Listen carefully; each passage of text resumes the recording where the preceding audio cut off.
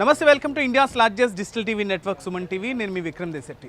ఒక దేశం ప్రగతి పదంలో నడవాలంటే రవాణా కరెక్ట్గా ఉండాలి, అంటే రోడ్లు బాగుండాలి, దాని మీద రవాణా సదుపాయాలు బాగుండాలి. మరి రవాణాలోనే ఎందుకంటే ఒక ప్లేస్ నుంచి ఒక ప్లేస్కి కనెక్టివిటీ పెరగడానికి, లేకపోతే ఒక గూడ్స్ని ట్రాన్స్పోర్ట్ చేయడానికి ప్రధానంగా భారీ సైజు వాహనాలన్నీ అంటే లారీలన్నీ కూడా ట్రాన్స్పోర్ట్ చేస్తూ ఉంటాయి. మనకి లాక్డౌన్ తర్వాత ఒక లారీలు యజమానుల సంగతి పక్కన పెడితే డ్రైవర్లు పరిస్థితి చాలా దుర్భరంగా తయారైపోయిన పరిస్థితి. ఎందుకంటే అసలు వాళ్ళ జీతాల వ్యవహారం కావచ్చు, లేకపోతే కుటుంబ పోషణకి కావచ్చు, లేకపోతే వాళ్ళ మీద జరుగుతున్న దాడులకి సంబంధించి చాలా అస్తవ్యస్తంగా ఉన్న పరిస్థితుల్లో ఇవన్నీ గమనించిన ఓన్లీ ఒక లారీ డ్రైవర్ ఫస్ట్గా 2 తెలుగు రాష్ట్రాల్లోని జయహో రథసారథి అని ఒక డ్రైవర్స్ కోసం ఒక అసోసియేషన్ని స్థాపించి ఇప్పుడు భారతదేశ వ్యాప్తంగా అసోసియేషన్ ఎక్కడ ఏ సమస్య ఏ ప్రాంతంలో వచ్చినా సరే ఒక వెబ్ లాగా, అంటే ఒక సాలిపురుగు వెబ్ లాగా ఒక ప్రాబ్లమ్ని వెంటనే కనెక్ట్ చేస్తూ ఆ ప్రాబ్లంకు వెంటనే సొల్యూషన్ అయితే చూపిస్తున్న పరిస్థితి. ఏమనుకోవచ్చు, ప్రధానంగా ఒక డ్రైవర్ గురించి చెప్పండి, వారి కష్టాల గురించి చెప్పండి అంటే మీరేం చెప్తారు? భారీ వాహనాల కొనుగోళ్లు ధరలు పెరుగుతూ ఉన్నాయి, కానీ డ్రైవర్ల జీతభత్యాలు ఎప్పుడు కూడా పెరగట్లేదు.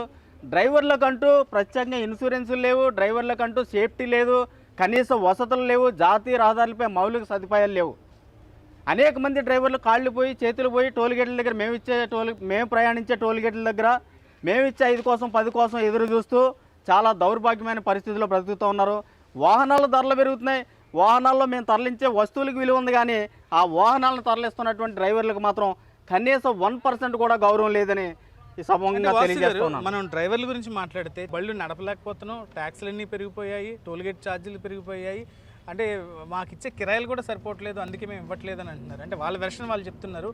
ఒక డ్రైవర్లకి కెప్టెన్గా ఉన్న మీరు మీ సంస్థ ద్వారా ఏం చెప్తారు? సుమారు 4-5 సంవత్సరాలతో పోల్చుకుంటే ఈరోజు 2024లో 30 లక్షలు ఉన్నటువంటి ఒక భారీ వాహనం ఈరోజు 50 లక్షలకు చేరింది.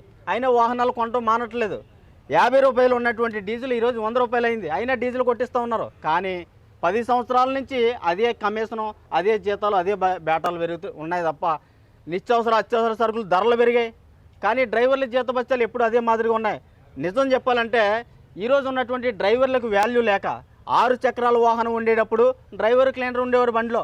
ఈరోజు భారీ వాహన చక్రాలు 14 టైర్లు 16 టైర్లు వాహనాలు వచ్చాయి.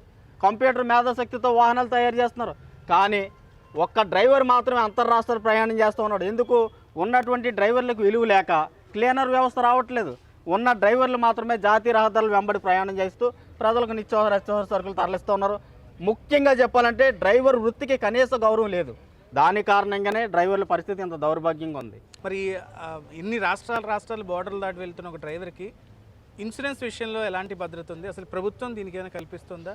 దీనికి సంబంధించి మీరు ఏమైనా డిమాండ్ని తీసుకుని వెళ్ళారా? అనేక మంది నాయకుల చుట్టూ తిరగడం జరిగింది, అనేక పార్టీల చుట్టూ రిప్రజెంటేషన్స్ ఇవ్వడం జరిగింది, కానీ ఇప్పుడు వరకు అంతంత మాత్రమే తీసుకున్నారు తప్ప లిఖితపూర్వకంగా ఎవరు కూడా ఎటువంటి భరోసా ఇవ్వలేదు. వేలు కట్టించుకుని లైసెన్స్ ఇస్తున్నారు, కానీ ఆ లైసెన్స్ ఆధారంగా 1% కూడా మాకు భరోసా ఇవ్వట్లేదు. డ్రైవింగ్ లైసెన్స్ ఇచ్చేటప్పుడే డ్రైవింగ్ లైసెన్స్తో పాటు ఒక 10 లక్షల రూపాయల ప్రమాద బీమా అందిస్తే ఆ ప్రమాద బీమా ద్వారా ఆ ప్రమాదానికి గురైనటువంటి డ్రైవర్ కుటుంబం రోడ్డును పడకుండా ఉంటుంది. ఒక డ్రైవర్కి యాక్సిడెంట్ అయితే ప్రమాదవశాత్తు మరణిస్తే ఆ డ్రైవర్ భార్య, తనకు ఉన్నటువంటి 2 పిల్లలు, తల్లి తండ్రి, వాళ్ళ కుటుంబం రోడ్డును పడుతుంది. ఇలా ఎంతోమంది టోల్గేట్ల దగ్గర 5 కోసం 10 కోసం డ్రైవర్లు సహాయం కోసం ఎదురు చూస్తున్న పరిస్థితులు ఎదురవుతున్నాయి. కాబట్టి డ్రైవర్లకు లైసెన్స్తో పాటు రెవెన్యూవల్ ఇంక్లూడింగ్ పెట్టి 10 లక్షల రూపాయలు ప్రమాద బీమా ఇవ్వండి. 10 లక్షల రూపాయలు ప్రమాద బీమా ఇస్తే ఏ డ్రైవర్ ప్రమాదానికి గురైనా ఆ 10 లక్షల ప్రమాద బీమాతో ఆ డ్రైవర్ కుటుంబ జీవనాన్ని కొనసాగిస్తుందని ప్రభుత్వానికి తెలియజేస్తూ ఉన్నాం.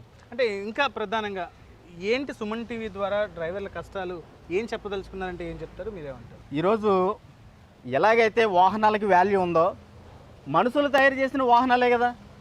1 కోటి రూపాయలు పెట్టి వాహనం తయారు చేసిన ఆ వాహనం డ్రైవర్ లేకపోతే శూన్యం. అసలు ఈ రథసారథే లేకపోతే దేశమే స్తంభించిపోద్ది. అలాంటి రథసారథులకు ఎందుకు ఈ సమాజం గౌరవించట్లేదు? ముఖ్యమైనటువంటి విషయం ఏంటంటే కేంద్ర రాష్ట్ర ప్రభుత్వాల నుంచి డ్రైవర్లకు గౌరవప్రదమైన గుర్తింపు లేక ప్రజలు చిన్నచూపు చూస్తూ ఉన్నారు.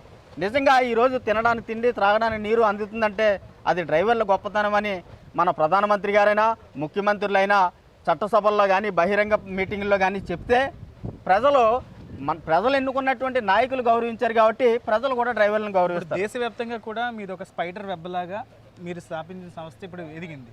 ఏంటి నేషనల్ రిప్రజెంటేషన్ ఏమైనా ఇచ్చారా? ఢిల్లీ వెళ్ళారు ఎప్పుడైనా? ఎవరైనా కలిసారా? రీసెంట్గా ఈ జైహో రథసారథి అనేటువంటి సంస్థ ద్వారా ఆల్ ఇండియా కమిటీ ఏర్పాటు చేసాం.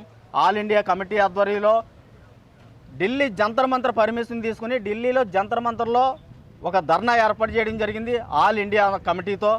ఆ ఢిల్లీ జంతర్ మంతర్లో కేంద్ర మంత్రి నితిన్ గడ్కరీ గారికి అపాయింట్మెంట్ కోరటం జరిగింది. కేంద్ర మంత్రి నితిన్ గడ్కరీ గారికి రిప్రజెంటేషన్ ఇవ్వడం జరిగింది. కేంద్ర మంత్రి గారు డ్రైవర్ల పట్ల కొన్ని ముఖ్యమైనటువంటి పథకాలు తీసుకొస్తామని చెప్పడం జరిగింది. కానీ ఇప్పటి వరకు డ్రైవర్లకంటూ ఎటువంటి హామీ ఇవ్వలేదు. కానీ డ్రైవర్లు కేంద్ర ప్రభుత్వం స్పందిస్తుందని, కేంద్ర ప్రభుత్వం డ్రైవర్లను గుర్తిస్తే దేశంలో ఉన్నటువంటి ప్రజలంతా డ్రైవర్లను గౌరవిస్తారు అనేటువంటి ఆలోచనతో డ్రైవర్లు ఎదురు చూస్తూ ఉన్నారు. ఒక జవాన్ ఎంత గొప్ప, ఈ రైతు ఎంత గొప్ప, ఈ రైతు పండించిన పంటను దేశ సరిహద్దులో ఉన్న జవాన్కి ప్రజలకు అందిస్తున్న డ్రైవరు ఒకరోజు అస్సాంలో ఉంటాడు, ఒకరోజు కేరళలో ఉంటాడు, ఒకరోజు కలకత్తాలో ఉంటాడు, ఒకరోజు అవుట్ ఆఫ్ రాష్ట్రంలో ఉంటాడు. అందరూ ఒకేసారి ఒకే ప్లేస్కి రాలేరు కనుక నాయకులు డ్రైవర్లను చిన్నచూపు చూస్తున్నారనేటువంటి ఉద్దేశంతో మేము ఉన్నాం. సో ఫైనల్గా సుమన్ టీవీ సాక్షిగా మీరు ఏం చెప్పదలుచుకున్నారు?